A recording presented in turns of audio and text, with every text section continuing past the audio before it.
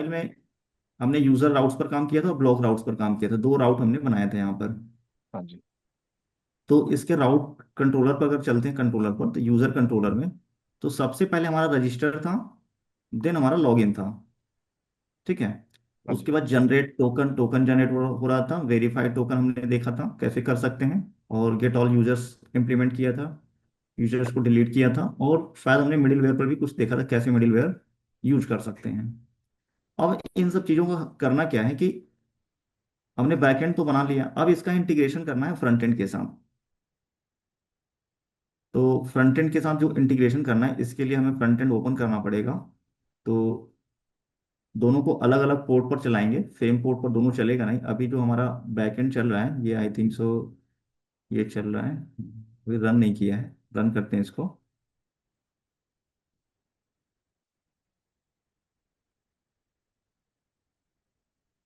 मैंने नोट के साथ स्टार्ट किया हुआ है अभी।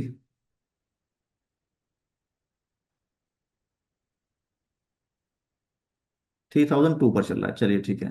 डिफॉल्ट पोर्ट जो हमारा नेक्स्ट जीएस का रहेगा वो 3000, और ये 3002 पर चल रहा है।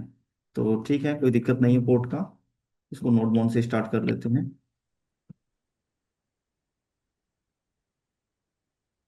हम लोग ब्लॉग एपीआई को ही देखेंगे, ब्लॉग को ही देखेंगे ठीक है। कि ब्लॉग में कैसे पूरा काम करते हैं। पिछला वाला जो एक एप्लीकेशन हमने बनाया था, एक बार उसको रन कर लेते हैं, देखते हैं उसमें हमने हम्म, किया क्या था, बहुत लंबा टाइम हो गया। जी। तो चलते हैं। और मेरे ख्याल से अब इसमें से कौन सा था, ये माई ब्लॉग ऐप पर काम किया होगा, हाँ क्योंकि ये हाँ, 1909 का दिख ये रहा है, था। 22 को दिख रहा है। ठीक है, इस पर देखते हैं इसमें किया क्या था।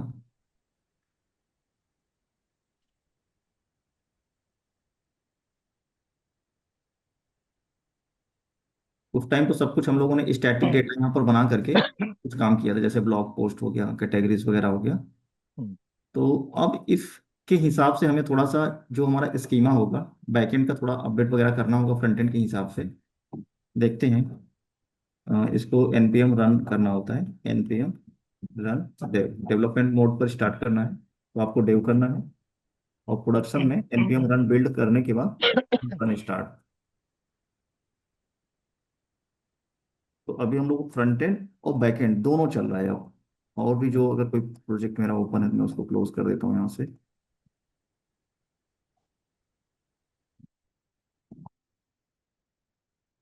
ठीक है, अब ये हो गया हमारा बैक एंड, ये बैक एंड का कोड।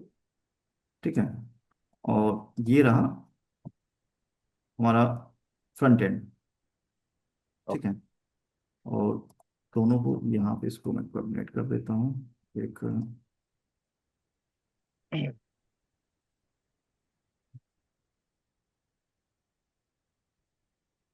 3000 पहले रन करते हैं, फ्रंट एंड देखते हैं, और यहाँ पर 3002, वैसे 3002 चलाने की कोई ज़रूरत नहीं है।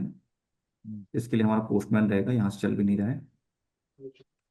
पोस्टमैन पर आते हैं इसके लिए।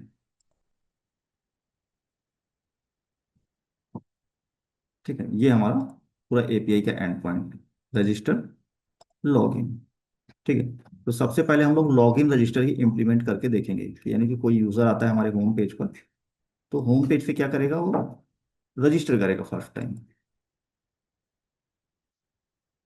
तो रजिस्टर बटन में अगर कोई यूजर आता है ब्लॉग पर, तो नॉर्मली वो रीड करके चला जाएगा, उसको इतना मतलब इंपॉर्टेंट नहीं है कि लॉगिन करे या ना करे, रजिस्टर करे या ना करे। हम लोग करेंगे क्या कि एक लिंक बनाएंगे, बिकम एज अ ऑथर करके, और उस पर काम करेंगे, पहले इंटीग्रेट करेंगे।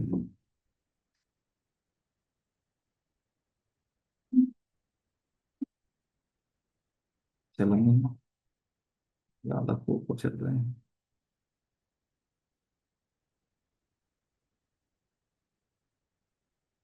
प्रोसेस। 3000 पोर्ट यूज हो रहा है, और ये रन किया है 3001 पर। एक्चुअली पहले से यूज हो रहा था, तो हमारा जो नेक्स्ट जीएस का प्रोजेक्ट रन डिफॉल्ट में स्टार्ट हुआ है, दूसरे पोर्ट पर स्टार्ट हुआ 3001 पर।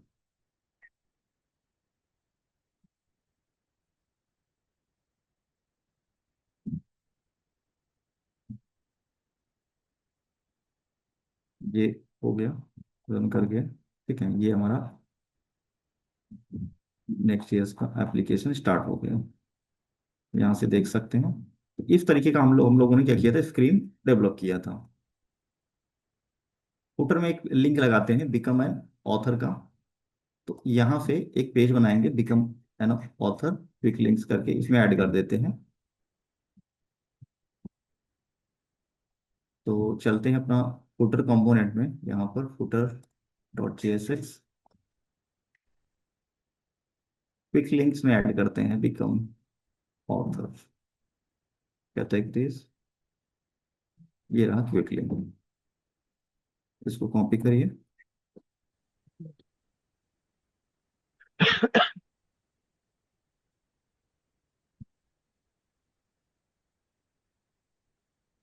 बिकम ऑथर करिए या ऑथर रजिस्ट्रेशन पेज करिए, जो भी आपको हाँ जी। सुटेबल लगे। हम्म, तो मैं इसको नाम बनाता हूँ, सेम नाम से कर देता हूँ बिकम ऑथर।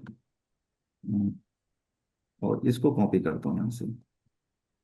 पेज बनाना आपको याद होगा, बहुत सिंपल था, कुछ नहीं करना था। पेज डॉट, यहाँ पर आइए, अपना जो हमने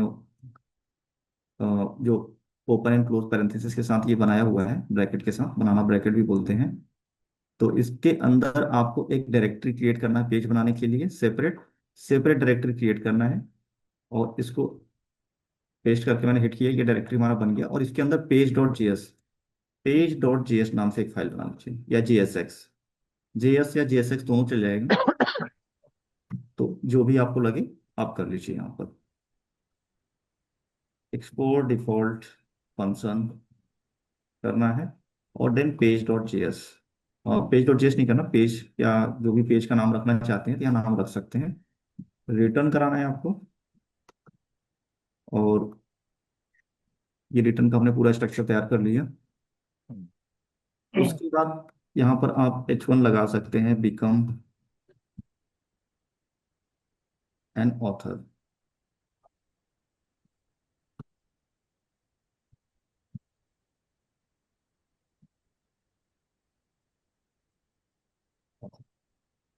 अब ये पेज हमारा चलना चाहिए। अगर इस पेज को हम लोग यहाँ पर देखते हैं, यहाँ पर फ्लैश लगा करके, हम्म, देखिए ये पेज आ रहा है, ठीक है। अब इसमें करना क्या है कि इस पेज का डिजाइन करेंगे हम लोग, और इस पेज का डिजाइन करेंगे। अब इसमें क्या है कि हमें लॉगिन रजिस्ट्रेशन पेज बनाना है, यानी कि रजिस्ट्रेशन पेज बनाना है। तो कुछ इनपुट फील्ड होंगे, कुछ प्रॉपर्टी होगा, जैसे first name, last name, email, contact, role, जो भी है, ठीक। तो इसके लिए करना क्या है कि हम लोग सबसे पहले जो हमारा प्रॉपर्टी था यहाँ पर बैकएंड में, लॉगिन का, यानी कि यूजर मॉडल, इसको कॉपी कर लेते हैं यहाँ से। तो यहाँ से होगा क्या कि ये हमें एक आइडिया मिल गया कि इसमें first name, last name, email, contact, city और पासवर्ड और एक रोल, इतने प्रॉपर्टी होगा। हाँ जी। और ऑथर जो भी अपना ब्लॉग वगैरह लिखेगा उसको हम लोग यहाँ पर स्टोर करेंगे। ठीक है, ये हम लोग पूरा अभी लेकर के चल रहे हैं। हाँ जी। तो यहाँ से किया क्या कि इसको मैंने कॉपी किया थोड़ा सा काम को इजी करने के लिए, और यहाँ पर आ गए। तो अभी हम क्या जीएसएक्स कर रहे हैं क्या? हाँ, हम लोग नेक्स्ट जेएस पर काम कर रहे हैं ना अभी। हाँ ठीक है। नेक्स्ट जेएस पर आ गए हैं, फ्रंट एंड का यूआई पूरा डेवलप कर रहे हैं रजिस्ट्रेशन पेज का, ऑथर रजिस्ट्रेशन का। यहाँ देखिए, हम्म, हमने एक पेज बनाया, यहाँ समझ लिंक गया। बनाया। ये तो वही है ना जो लास्ट टाइम हमने बनाया था। हाँ, जो सबसे पहले स्टार्ट किया था। जी जी। अभी क्या था कि बैकएंड तो हम लोगों ने बना लिया यहाँ पर पूरा। हाँ अब इसका इंटीग्रेशन अभी नहीं किया था, इंटीग्रेशन पेंडिंग था। ठीक है जी। फ्रंट एंड हो गया था, बैक एंड हो गया था।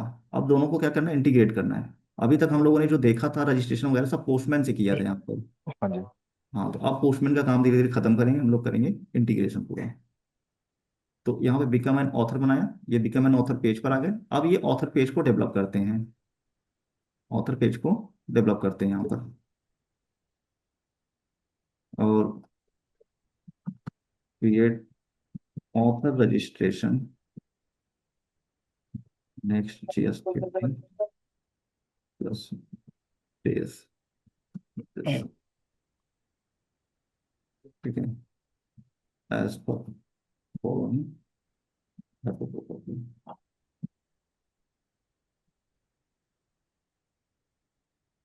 और ये फिर यहाँ से काम नहीं कर पाऊंगा, तो 2 मिनट के लिए तो हटानी पड़ेगी ना फिर। अल्ट्रा एक बार उधर आ जाओ। ये यहाँ पर देखिए पूरा का पूरा जो कंपोनेंट है हमारा, हाँ हाँ। ऐप रजिस्टर ऑथर यहाँ पर दिया हुआ है। ऐसे हमें नहीं करना, हमें जहाँ पर लगाना है वहाँ पर लगाएंगे, इसको कॉपी करेंगे। हम्म, और यहाँ पर क्या क्या कि इंटरफेस ले लिया है, टाइप स्क्रिप्ट ले लिया है। टाइप स्क्रिप्ट हम लोग हटा देंगे, टाइप स्क्रिप्ट पे यूज नहीं है। हम लोग डॉट JSX में कर रहे हैं, जावास्क्रिप्ट में, प्लेन जावास्क्रिप्ट में। तो बाकी यहाँ पर वैलिडेशन वगैरह ऐड किया हुआ है, फॉर्म में वैलिडेशन भी होना चाहिए।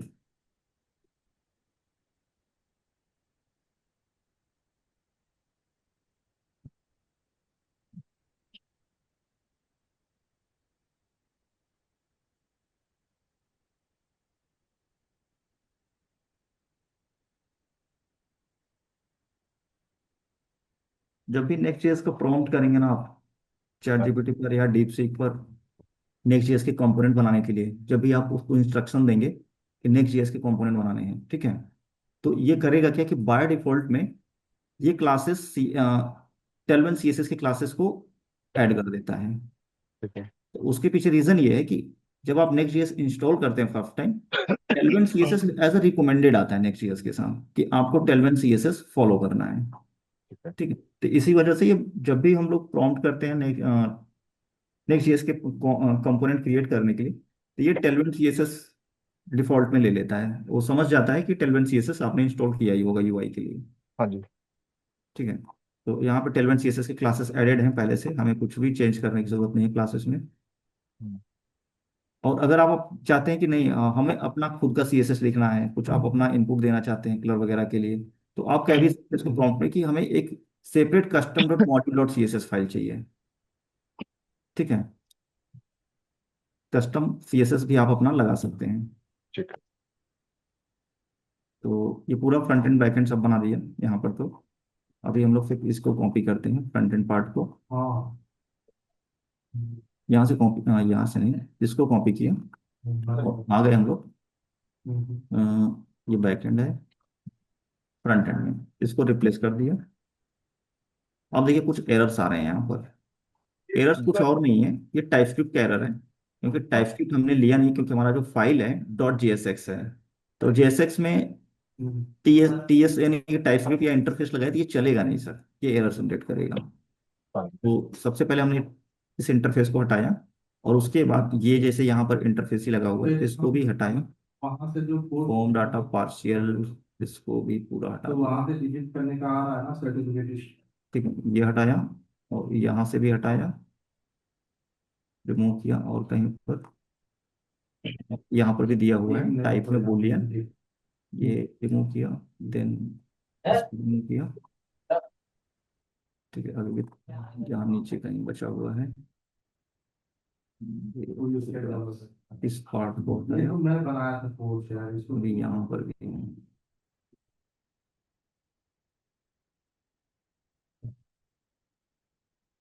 नहीं, इसमें इसलिए नहीं होगा। ठीक है, ये तो एरर उसको चला और गया नहीं हमारा करना टाइपस्क्रिप्ट का। चाहिए।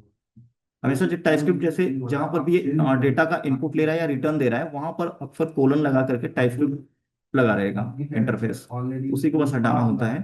तो आधा वो ये वो चेंज हो हो गया, हमारा हट गया। और गया। यहाँ पर लगा है यूज स्टेट या यूज फैक्ट, तो उसके उसके लिए यूज किया गया यूज क्लाइंट। अगर इसको हम हटा देंगे यूज क्लाइंट, तो एरर जनरेट करेगा पेज में, जब रेंडर करेगा एरर जनरेट कर देगा। अभी मैं दिखाता हूँ आपको प्रैक्टिकली। इसको पहले देख लेते हैं कैसा UI आया हुआ है यहाँ पर। आप लेटर डाल देता हूँ। ये कुछ इस तरीके का जनरेट हुआ है, काम चल जाएगा हमारा।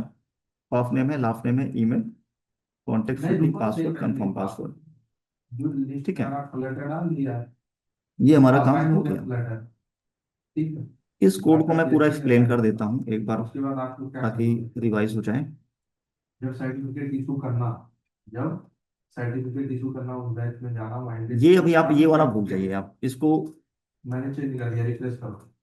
इसको आप फॉरवर्ड करिए अभी आप, मैं कमेंट कर देता हूँ। ठीक है, आ गया। ये भी आप फॉरवर्ड करिए।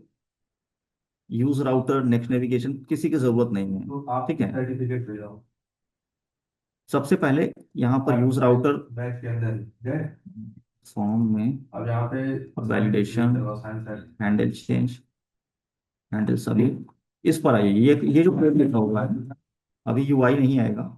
देखिए एरर जनरेट कर रहा है, क्योंकि अंदर जो कोड लगा हुआ है वहां से कुछ प्रॉपर्टीज मिल नहीं रहा है। ये नॉर्मल हेडर पार्ट है जो अभी के लिए यूआई रहने देते हैं ताकि समझा पाए।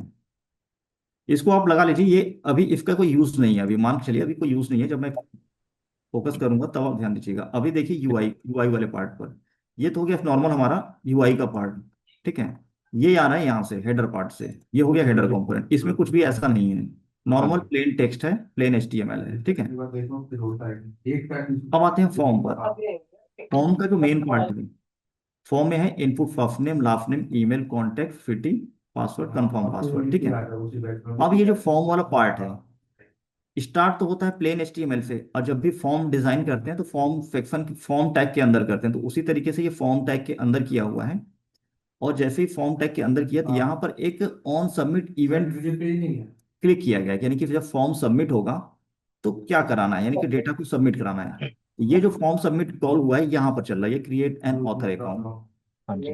ये चलाया है यहाँ पर ऑन सबमिट, इस पर फायर किया गया है। ठीक है, ये हो गया। अब आते हैं email, contact, password and confirm password. Password row इसी में दोनों है, पासवर्ड कंफर्म पासवर्ड इसी के अंदर आ गया है, ये दो। ठीक है, अब क्या है कि जो हमारे फॉर्म का प्रॉपर्टी है ये नेक्स्ट जेएस यानी कि रिएक्ट में सबसे पहले इसको डिफाइन करना पड़ता है आपको। यूज स्टेट के अंदर जब भी आप फॉर्म बनाएंगे तो इसके प्रॉपर्टी को, यानी कि आपको फॉर्म के अंदर क्या क्या रखना है, फर्स्ट नेम रखना है, लास्ट नेम रखना है, ईमेल रखना है, सिटी रखना है, कॉन्टेक्ट नंबर रखना है, पासवर्ड रखना है, कंफर्म पासवर्ड। यानी कि ये यूआई डिजाइन करने से पहले या करने के बाद जस्ट तुरंत, यानी कि आपने बना लिया form, input box first name, जैसे यहाँ पर बना लिया हमने, फर्स्ट नेम बना लिया। ठीक है, लेबल लगा दिया, इनपुट टाइप ले लिया। ठीक है, तो इनपुट टाइप, इनपुट लगाया, टाइप लगाया, फर्स्ट नेम, नेम, इतना रखने के बाद हमने क्लोज कर दिया प्लेस होल्डर के साथ। ये दो पार्ट नहीं लगाया मान लीजिए। ठीक है, ये यूज स्टेट्स के थ्रू अपडेट होता है, ये हमने छोड़ दिया डिजाइन करते समय। तो इसी तरीके से हमने लास्ट नेम के लिए भी ले लिया सेम एज इट इज, इन दोनों को छोड़ करके पूरा डिजाइन कर लिया, सिर्फ एचटीएमएल पार्ट फॉर्म। इसी तरीके से ईमेल में भी कर लिया। तो इसके जो प्रॉपर्टी हैं, यानी कि जो लेवल है, email, first name, last name, contact, city, इसको सबसे पहले हम लोग डिफाइन करेंगे यहाँ पर। ये हमारा यूज स्टेट का पार्ट है, यानी कि यहाँ पर हम फॉर्म का एक स्ट्रक्चर क्लियर कर लेंगे यूज स्टेट में, और इनिशियल वैल्यू देंगे। जो भी इनिशियल वैल्यू देंगे यहाँ पर ये वैल्यू ले लेगा। तो बाय डिफॉल्ट में ब्लैंक रखना है क्योंकि एम्प्टी आना चाहिए, तो एम्प्टी की रखा जाता है जब भी फॉर्म डिजाइन करते हैं। अगर कुछ वैल्यू दे देंगे तो ये डिफॉल्ट में वैल्यू यहाँ पर आ जाएगा।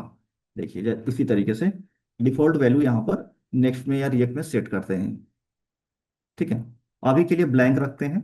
तो इस तरीके से हमने चार पांच फील्ड जो भी हमारे थे, हमने यहाँ पर इनिशियल वैल्यू के साथ इसको सेट कर दिया। और एक फील्ड जो ऑथर था, ये हमने डिफॉल्ट में यहाँ दे दिया, पहले से फिक्स कर दिया ऑथर। ऑथर को, रोल को हमने कहीं रेंडर नहीं किया क्योंकि यहाँ पर बताना नहीं है यूजर को कि ये फॉर्म ऑथर के लिए है।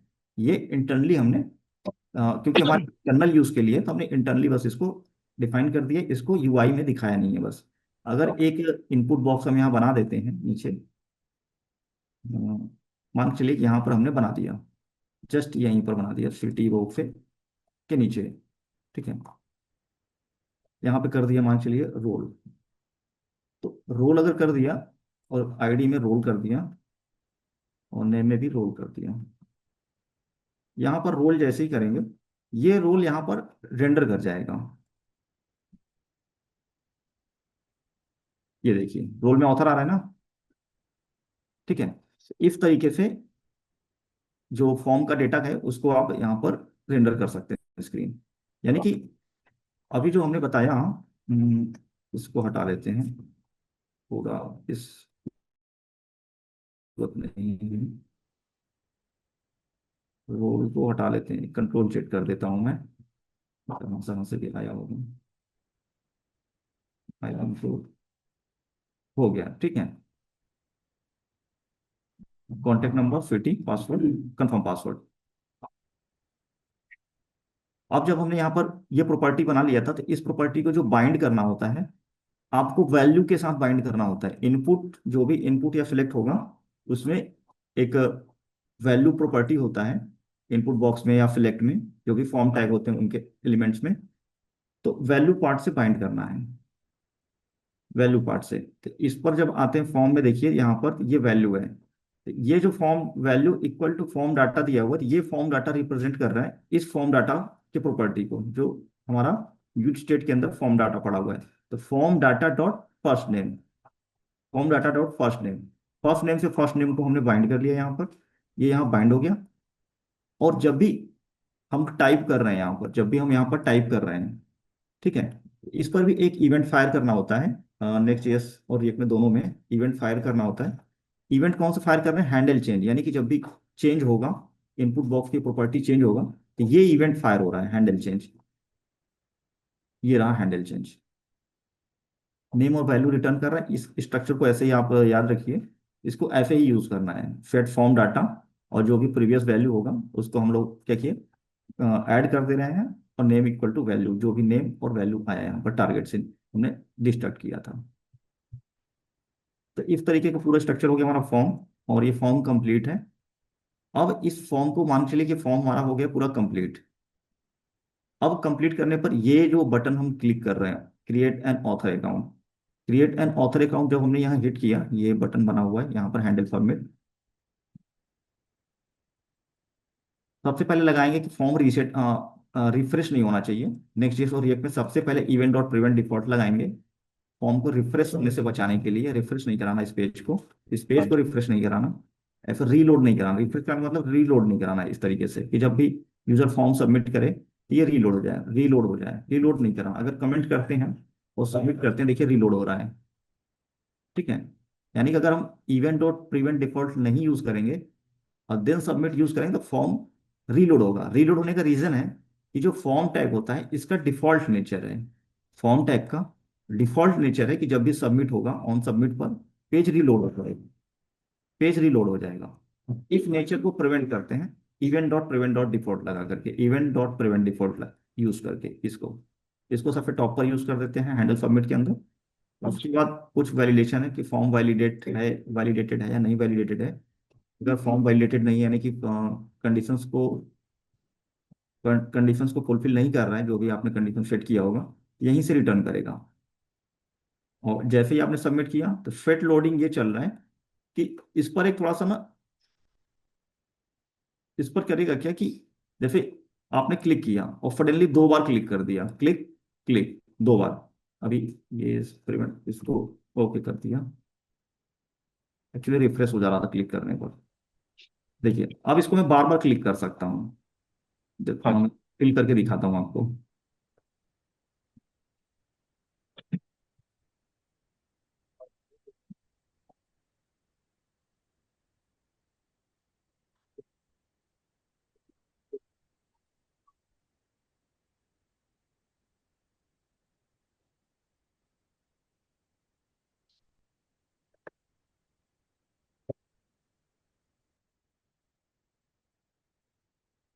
ठीक है, अब मैंने जैसे क्लिक किया, देखिए क्लिक किया, थोड़ा सा लोडर चला। अगर ये लोडर नहीं चलता, जब लोडर चला देखिए ये डिसेबल्ड हो गया, डिसेबल्ड हो गया, थोड़े थोड़े टाइम के लिए डिसेबल्ड हो गया। डिसेबल्ड जो हो रहा है ये इसी लोडर से हो रहा है, फेट लोडिंग ट्रू, यानी कि लोडिंग को ट्रू एक्टिवेट कर दिया यहाँ से। यहाँ पर यूआई जब डेवलप किया था तो उसने पूरा काम कर दिया था। यहाँ पर फिटर देखिए यहाँ पर लिया हुआ है लोडिंग, फेट लोडिंग बाय डिफॉल्ट में क्या है, फॉल्स। तो फॉल्स है तो हमें ये एक्टिव दिख रहा है, यानी कि ये बटन एक्टिव दिख रहा है। अगर मैं यहाँ पर ट्रू कर देता हूँ, ट्रू, तो ये देखिए फॉल्स हो गया और लोडिंग चलने लगा इसके अंदर, ठीक है। ये यहाँ से लिया हुआ है, इसको बाय डिफॉल्ट में स्टार्टिंग में फॉल्स रखेंगे। और ये जो काम कर रहा है, ये जिस कंपोनेंट पर काम कर रहा है, ये देखिए हमारा जो बटन है, फिर बटन पर ही काम कर रहा होगा या पूरे फॉर्म पर, देखते हैं। Set loading true, set loading false, loading होगा एक्चुअली में, लोडिंग, ठीक है। ये देखिए क्या हो रहा है, बटन डिसेबल लिया हुआ है ना, और अगर लोडिंग हो गया, इस बटन के अंदर ही है ये कंपोनेंट जो स्पिनर घूम रहा है। हाँ, जो स्पिनर घूम रहा है, ये वाला कंपोनेंट है देखिए, ठीक है। यहाँ से ही चल रहा है पूरा। तो अगर लोडिंग जैसे ही ट्रू हुआ, ये बटन जैसे ही ट्रू हुआ, जैसे ही ट्रू होगा, ये लोडिंग लिखा हुआ है ना, यानी कि ट्रू के कंडीशन में क्या होगा, जब लोडिंग देखिए यहाँ पर लोडिंग है बाय डिफॉल्ट में फॉल्स। फॉल्स है तो राइट साइड का पार्ट चलेगा। ओके। ठीक है, और ये अगर ट्रू होगा तो? ट्रू होगा तो लेफ्ट साइड का पार्ट चलेगा। अब यहाँ ओके। पे देखिए लोडिंग, यानी कि ये ट्रू और फॉल्स को रिप्रेजेंट कर रहा है। एक्चुअल में ये लोडिंग जो है ये ट्रू और फॉल्स को रिप्रेजेंट कर रहा है। ठीक है, तो अब यहाँ देखिए दो पार्ट हो गया। एक हो गया ये पार्ट, ये हो गया left, that is the right. ठीक है, तो अगर जैसे ही लोडिंग फॉल्स हुआ, फॉल्स हुआ तो ये वाला पार्ट दिखेगा, क्रिएट एन अकाउंट। तो स्टार्टिंग में फॉल्स है तो हमें ये दिख रहा है, क्रिएट ऑथर अकाउंट। करेक्ट, यही दिख रहा है। और जैसे ही ट्रू हुआ ये वाला पार्ट एक्टिव हो गया। इस पार्ट में क्या है देख लेते हैं। इस पार्ट में देखिए एक एसवीजी है और पूरा एसवीजी आइकन बना हुआ है और कुछ नहीं है, नथिंग। तो ऐसा ही कुछ हो रहा होगा। और ये क्रिएटिंग अकाउंट करके डैश डैश, ये ओके ऑप्शन है, यानी कि एक लोडर चलेगा साथ में ये मैसेज आएगा। जी। ठीक है, और जैसे ही ये डिसेबल्ड ट्रू होगा, ट्रू, तो बटन क्या होगा, डिसअपियर हो जाएगा। ये यहाँ पर ये प्रॉपर्टी होता है, ये बटन की प्रॉपर्टी होती है डिसेबल्ड, या किसी भी इनपुट फील्ड की प्रॉपर्टी आप कह सकते हैं। बाय डिफॉल्ट में ये फॉल्स होता है जब ये एक्टिव रखा जाता है।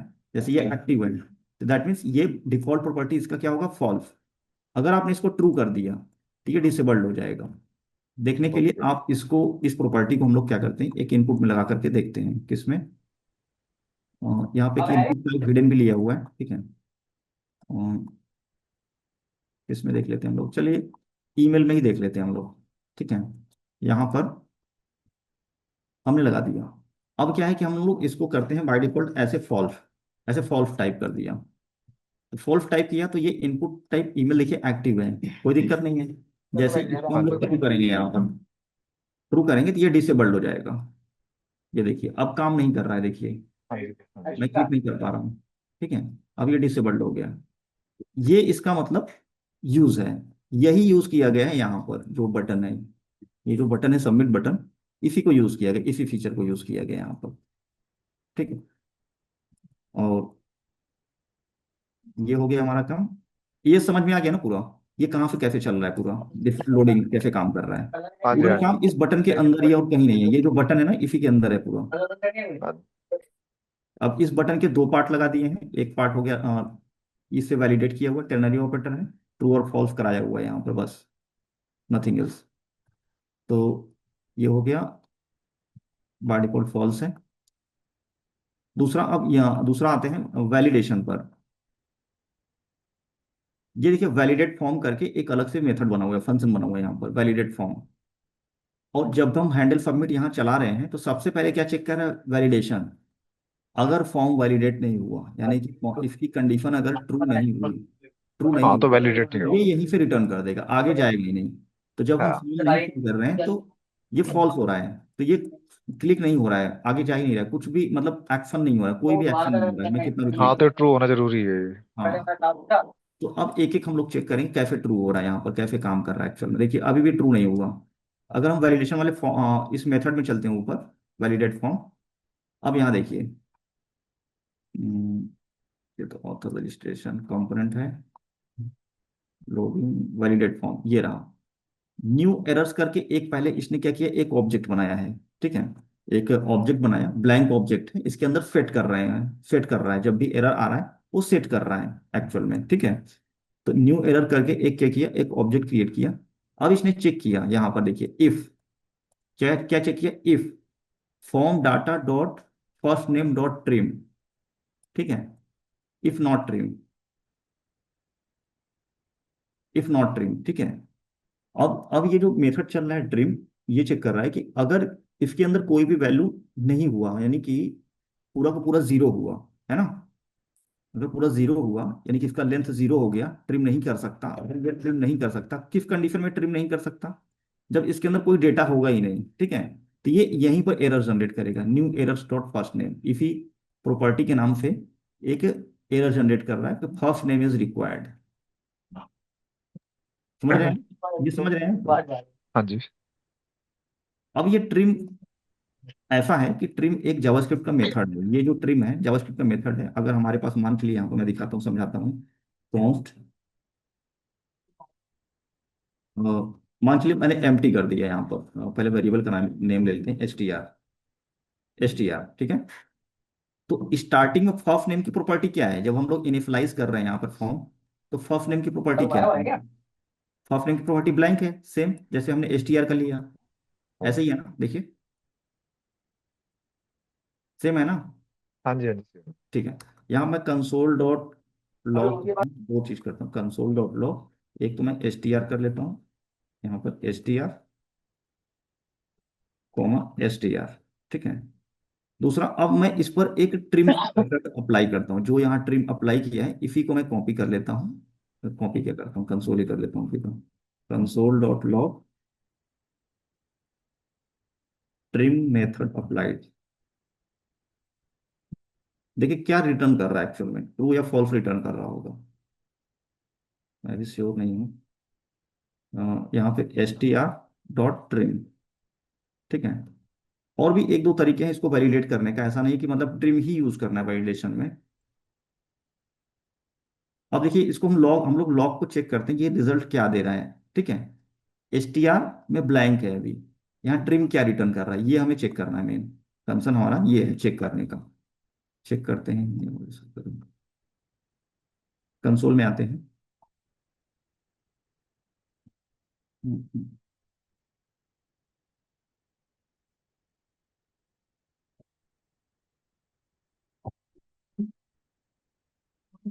एक्चुअल में एक्चुअल में जब तक हम लोग इस बटन को क्लिक नहीं करेंगे यहाँ कंसोल नहीं होगा।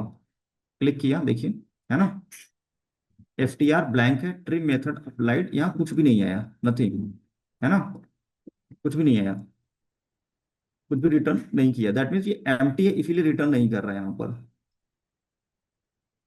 अगर इसका लेंथ हम लोग चेक करें यहाँ पर, यहाँ पर लेंथ अगर चेक करें, एक और तरीका कर सकते हैं इसको यूज,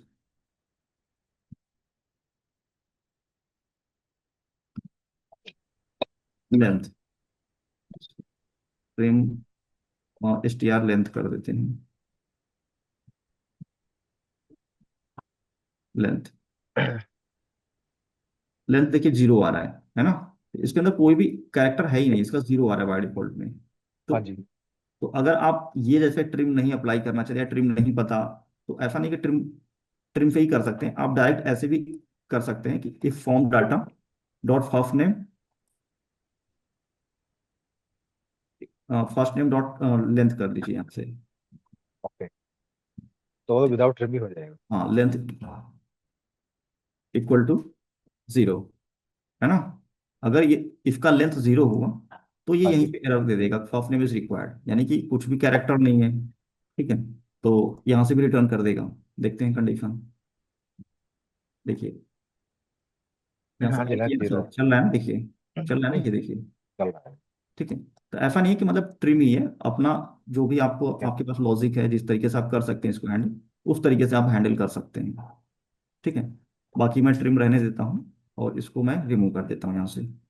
ये वैलिडेशन समझ में आया, ऐसे ही सेम सब में कर दिया गया, सेम मतलब इफ लगा करके इफ ब्लॉक से वैलिडेट किया हुआ है। ये हर एक ये एक एक्सप्रेशन है, ये यहाँ वाला, ये जो पार्ट देख रहे हैं, ईमेल को टेस्ट करने के लिए ये फिक्स है, ये आपको कहीं से रखना पड़ेगा, याद रखना पड़ेगा, या कहीं से लेना पड़ेगा, एग्जैक्टली तो याद करना थोड़ा मुश्किल है ये फिल बहुत टेक्स्ट मुश्किल को। है मुझे। हाँ, तो कहीं ना कहीं से निकाल करके, बस ये है हाँ कि जी। डॉट टेस्ट फॉर्म डॉट को ईमेल करेंगे तो ये एग्जैक्ट में रिपोर्ट करेगा कि खैर आजकल तो इजीली मिल ई- जाता है, किसी से भी उठा लो आप, हाँ ठीक है। बिल्कुल, कि ये ईमेल के सिंटैक्स में है कि नहीं है, ठीक है।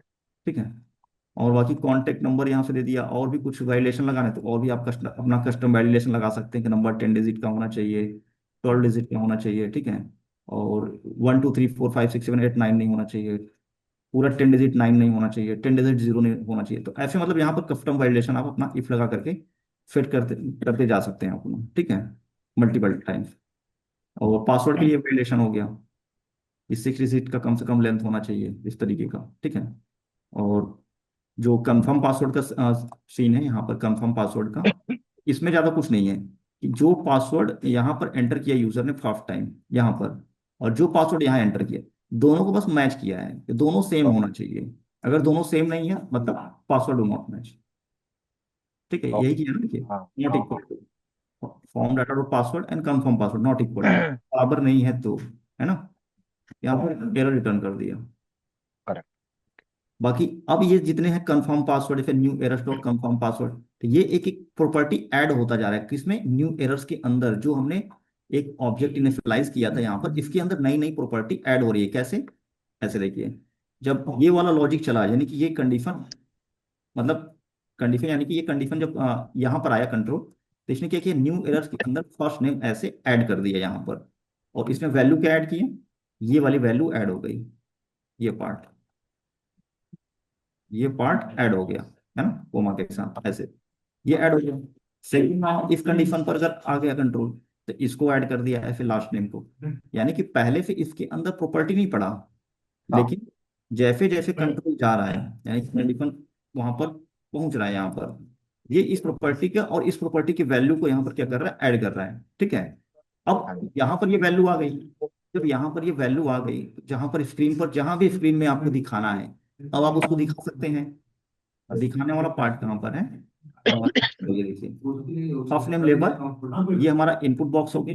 जस्ट इनपुट बॉक्स के नीचे यहाँ कर दे, अगर एरर्स डॉट फर्स्ट नेम, है ना, एरर्स डॉट फर्स्ट नेम, अब ये एरर कहाँ पे ले रहा है, यहाँ पे, ये एरर हमने सेट किया था, यूज स्टेट की हेल्प से सेट किया था, सेट एरर्स, यहाँ पर क्या कर रहे हैं, सेट कर रहे हैं ना एक तरह से, new new errors dot last name, new errors के अंदर प्रॉपर्टी को हमने सेट किया है ना, सेट सेट चलाया हुआ है। तो यहाँ पर जब सेट कर दिया, तो इफ एरर्स के हेल्प से, ये यहाँ पे इफ एरर के हेल्प से जो पहला प्रॉपर्टी है, इसको हमने यहाँ रेंडर किया हुआ है। अगर एरर्स डॉट फर्स्ट नेम, अगर इसके अंदर एरर्स डॉट फर्स्ट नेम दिख गया, तो क्या करना है, इस वाले लाइन को शो कर देना है, दिखा देना है। ठीक है, एरर्स डॉट फर्स्ट नेम, जो भी वैल्यू होगा ये वैल्यू यहाँ शो कर जाएगा। अगर नहीं है तो ये नहीं चलेगा, यानी कि अगर फर्स्ट नेम मिला एरर्स में, अगर फर्स्ट नेम मिलेगा तो ही ये रेंडर होगा, अदरवाइज नहीं रेंडर होगा। ठीक है, ये इस तरीके से सब में इसी तरीके से रेंडर किया हुआ है, देखिए ब्रैकेट के अंदर, कर्ली ब्रैकेट के अंदर। और ये क्या है, कर्ली ब्रैकेट, इसके अंदर कोई भी जावास्क्रिप्ट एक्सप्रेशन आप लिख सकते हैं। नेक्स्ट जेएस में कोई भी जावास्क्रिप्ट लिखना है, तो इस तरीके से कर्ली ब्रैकेट लगा करके लिख सकते हैं। और ये क्या है, ये जावास्क्रिप्ट का सिंटैक्स है, एग्जैक्टली आप एचटीएमएल दिख रहा है, बट ये एक्चुअल में जावास्क्रिप्ट का सिंटैक्स है पूरा। और इसको जेएसएक्स इसलिए बोलते हैं क्योंकि इसमें जावास्क्रिप्ट और एचटीएमएल इंक्लूडेड है दोनों, तो इसको जावास्क्रिप्ट एक्सप्रेशंस बोलते हैं यहाँ पर। तो पूरा ओके। जावास्क्रिप्ट और एचटीएमएल दोनों इंक्लूड हो रखा है यहाँ पर एक साथ। हाँ। ठीक है, तो सब में एरर हैंडलिंग इसी तरीके से तो किया हुआ है। तो हमारा जो वैलिडेशन पार्ट था ये हो गया कंप्लीट, फॉर्म को वैलिडेट किया। और हैंडल चेंज पहले भी बताया था कि ऑन की अप, यानी जब भी टाइप करते हैं तो उस टाइम हमारा ये चल रहा है, हैंडल चेंज हर इनपुट फील्ड पर लगा हुआ है। ये देखिए, जो भी इनपुट फील्ड है हैंडल चेंज लगा हुआ है, देखिए हैंडल चेंज लगा हुआ है, ऑन चेंज, फिर नीचे आइए, ऑन चेंज, हैंडल चेंज लगा हुआ है। ऐसे सब पर जितने भी इनपुट फील्ड होंगे सब पर लगा रहेगा। ठीक है, और उसके बाद आ गए हैंडल सबमिट। हैंडल सबमिट क्या है कि ये जो फॉर्म चल रहा है यही हैंडल सबमिट है, क्रिएट एन अकाउंट, यहाँ पे चला इवेंट प्रिवेंट डिफॉल्ट, फॉर्म को रिफ्रेश करने से बचाने के लिए फॉर्म को वैलिडेट किया। फेट लोडिंग ट्रू, यानी कि लोडर जैसे ही क्लिक किया लोडर स्टार्ट हो गया, लोडिंग इफेक्ट। उसके बाद क्या है, ट्राई कैच ब्लॉक लगाया, और यहाँ पर हमारा जो मेन एपीआई है बैकएंड में डेटा को सेव करने के लिए, ये यहाँ पर कॉल किया हुआ है। ठीक है, ये यहाँ पर कॉल किया हुआ है। अब यहाँ पर देखिए फ्लैश एपीआई, फ्लैश और फ्लैश रजिस्टर चल रहा है, करेक्ट। तो ये क्या है ना, नेक्स्ट जेएस में आप यहीं पर एपीआई बना सकते हैं, क्या काम करता है? आपको बाहर से एक्सप्रेस की जरूरत नहीं है। नेक्स्ट जेएस में फीचर है कि आप एपीआई यहाँ पर भी बना सकते हैं, इसी जो मेन माई ब्लॉग करके है, इसके अंदर मॉडल स्कीमा सब कुछ बना सकते हैं यहीं पर। हाँ। ठीक है, तो अभी हम लोग क्योंकि यहाँ पर बना रखे हैं तो इसी को यूज करेंगे, जो एक्सटर्नल एपीआई हमारा जो कोड है, तो उसको ठीक। बाद में इसको हम लोग यहाँ पर भी देखेंगे। सेम ऑलमोस्ट सेम कोड चलता है, ज़्यादा डिफरेंस नहीं होता, थोड़ा सा स्ट्रक्चर में चेंज होगा। क्यों स्ट्रक्चर में इसलिए चेंज होगा कि यहाँ पर जो हम लोग यूज करते हैं बैकएंड में एक्सप्रेस जेएस यूज करते हैं, है ना। ठीक। ठीक। ठीक है, यहाँ के बैकएंड में हम लोग क्या यूज करते हैं, एक्सप्रेस जेएस, वहां पर एक्सप्रेस जेएस नहीं है, वहां पर नेक्स्ट जेएस है। उसका अपना स्ट्रक्चर है लिखने का कोड थोड़ा मतलब सा। फ्रंट एंड में एक्सप्रेस होगा और बैक एंड में हमें नेक्स्ट। हाँ, ठीक है। ठीक है, तो यहाँ पर हम लोग इसको थोड़ा सा, अभी क्या है कि प्रॉपर्टी हमारा बन गया, फॉर्म को सबमिट करा रहे हैं, इस पर फॉर्म जा रहा है, और एक बार देखते हैं क्या रिजल्ट आता है नेटवर्क टैब के अंदर, क्या रिजल्ट आ रहा है अभी देखते हैं हम लोग यहाँ पर। एक बार फॉर्म भरते हैं यहाँ पे। अब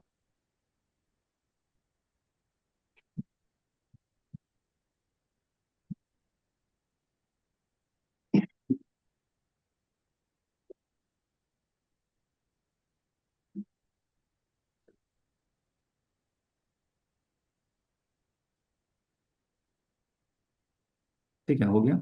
अब यहाँ आ जाते हैं हम लोग नेटवर्क टैब के अंदर, क्योंकि जो डेटा जाएगा ओवर द HTTPS या जो भी ट्रेवल करेगा डेटा, ये डेटा हम यहाँ से देख सकते हैं। ठीक है, यहाँ से इसके अंदर देखिएगा ध्यान से, ये दिख रहा है ना, देखिए मैं कहाँ गया हूँ, नेटवर्क में गया हूँ। हाँ जी। कॉल पे भी कर सकते हैं, लेकिन हम लोग क्या करना है, फेच, फेच करेंगे, पोस्ट या आपको मेथड जो भी चलेगा।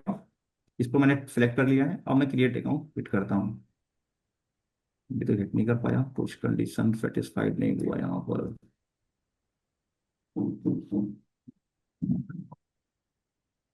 क्यों बता रहा है ये, हो भी है ये, first image required, last image required.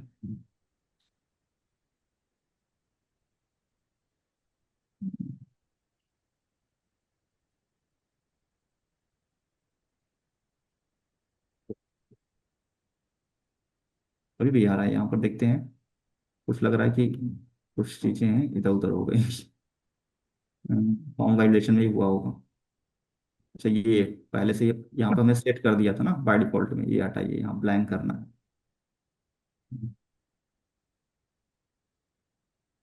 चलिए ब्लैंक कर दिया, देखते हैं वैसे सबमिट तो नहीं होता, हो गया ठीक है। An error occurred, please try again, आया मैसेज। ठीक है, हाँ जी। ओके किया। हम्म। यहाँ देखिए रजिस्टर चल गया हमारा, जो रजिस्टर था। एक minute sir, just one. Hello. हाँ, हाँ सर बताओ। हाँ हाँ हाँ। अच्छा चलो ठीक, ठीक ठीक वो। हाँ तो सर यहाँ पर देखिए, ये रजिस्टर हमारा API चल गया, और यहाँ पर क्या है कि देखिए एरर आ रहा है 404। जब भी हम 404 देखेंगे तो that means route not found. अब हमने क्या किया, इस रजिस्टर पर क्लिक किया था, इस रजिस्टर पर मैंने क्या किया, क्लिक किया डिटेल देखने के लिए एक्चुअल में इसके अंदर क्या हो रहा है। जब इस रजिस्टर पर क्लिक किया, वो कहाँ चला गया, कुछ हो गया। ये कुछ सेलेक्ट हो गया।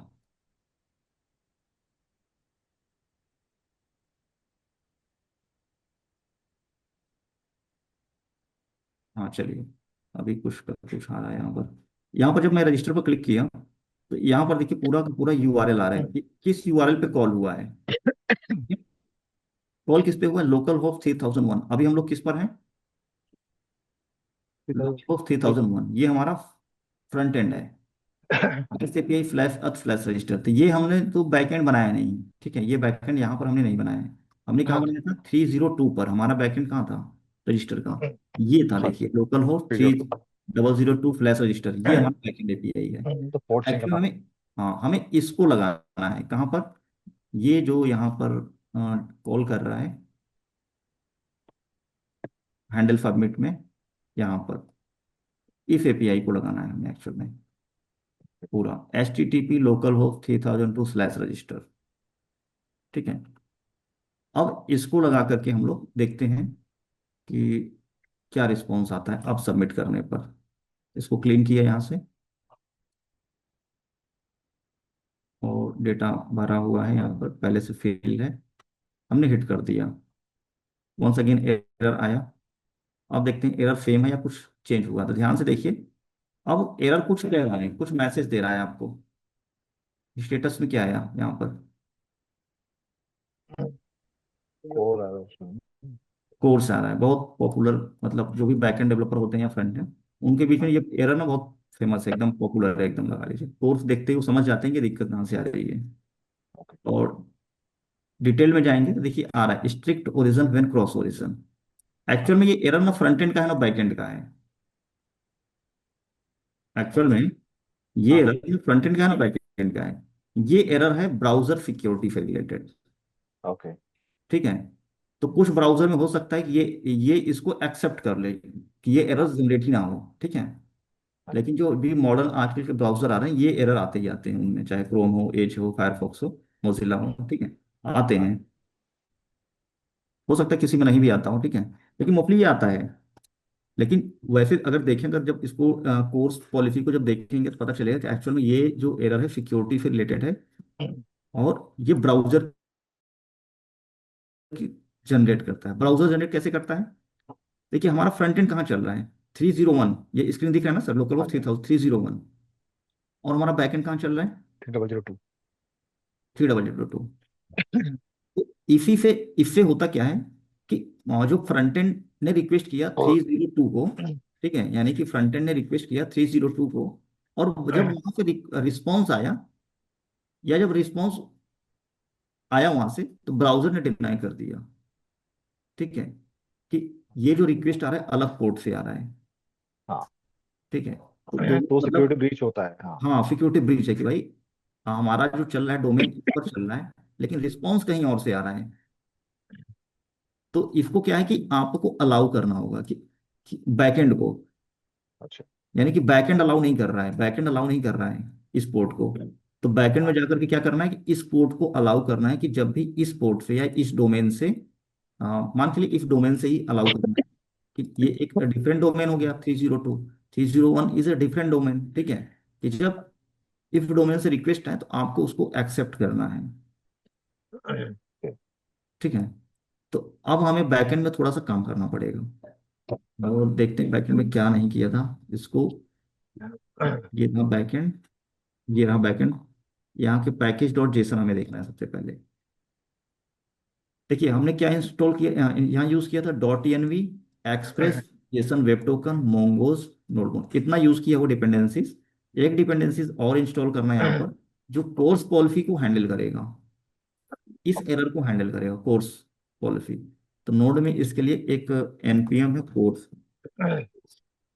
इसको इंस्टॉल करना है बस। और इसको हम लोग कहाँ लगाएंगे, एंट्री फाइल में से पहले। और बहुत इजी है इसको यूज करना, इसको कॉपी करना है यहाँ से, आना है आपको बैकएंड में। यहाँ से एक नया टर्मिनल या गिट बेस ओपन कर लीजिए, राइट क्लिक करिए, इंस्टॉल कर दीजिए इसको।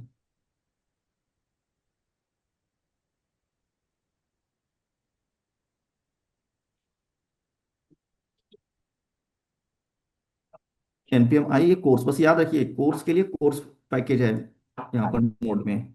ठीक है। कोर्स को इंस्टॉल करना है, थोड़ा सा डॉक्यूमेंटेशन देखिए, कुछ ज़्यादा कुछ है नहीं यहाँ पर। ऐप डॉट यूज कोर्स करना है, तो यहाँ से सबसे पहले कोर्स को इंपोर्ट करना है। तो हम लोग का तो ये 6 फॉलो कर रहे हैं ना, ऐसे करना है आपको, इंपोर्ट कोर्स फ्रॉम, ब्लैक बोलना, ब्लैक बोल। From course. ठीक है।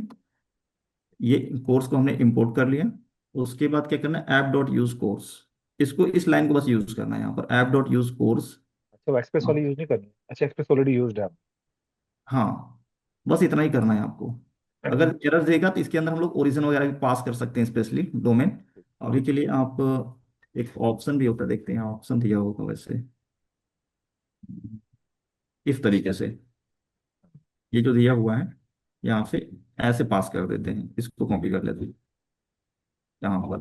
ठीक है। इसके अंदर कोर्स के अंदर हमने पुट कर दिया है, ये ऑप्शन अभी हटा देते हैं इसको, इस लाइन को। और हमारा जो डोमेन है जहाँ से आ रहा रिक्वेस्ट, लोकल होस्ट से आ रहा है, हाँ।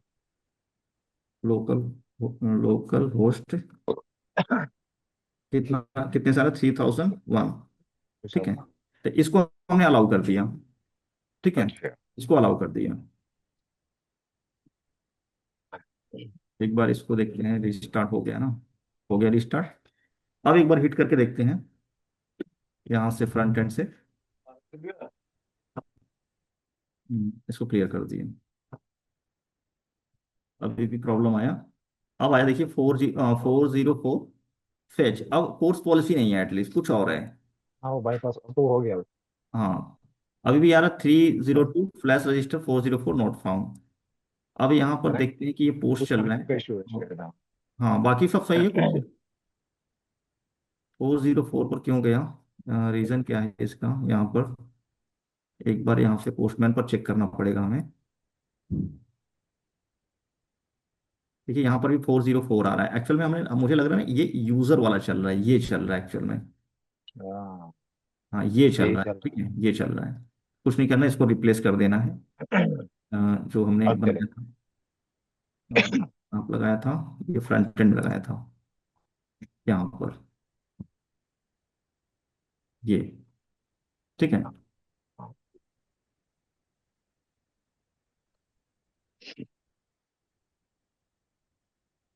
देखिए रजिस्ट्रेशन सक्सेसफुल आ गया ना मैसेज, हाँ, ठीक है।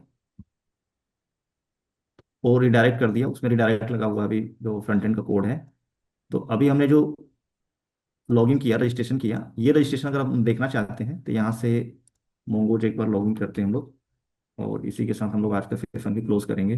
बस ये कंफर्म कर लें, जो वहाँ पर मैसेज आया वो ऐसे ही मैसेज आ गया या सच में मतलब डेटा हमारे डेटाबेस में स्टोर भी हुआ।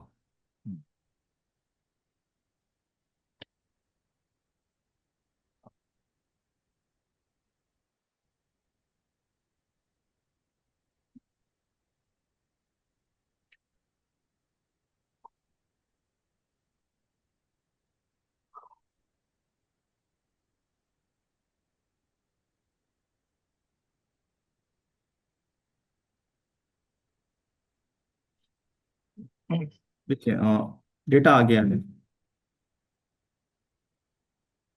डेटा आ गया, बट इसमें क्या है ना कि टाइम स्टैम्प वगैरह नहीं लिया, आज का डेट नहीं दिया हुआ है, लेकिन ये आज का ही डेटा है, क्योंकि जो फर्स्ट नेम लास्ट नेम मैंने ऐड किया था, मुझे याद आ रहा है कि मैंने ये ऐड किया था।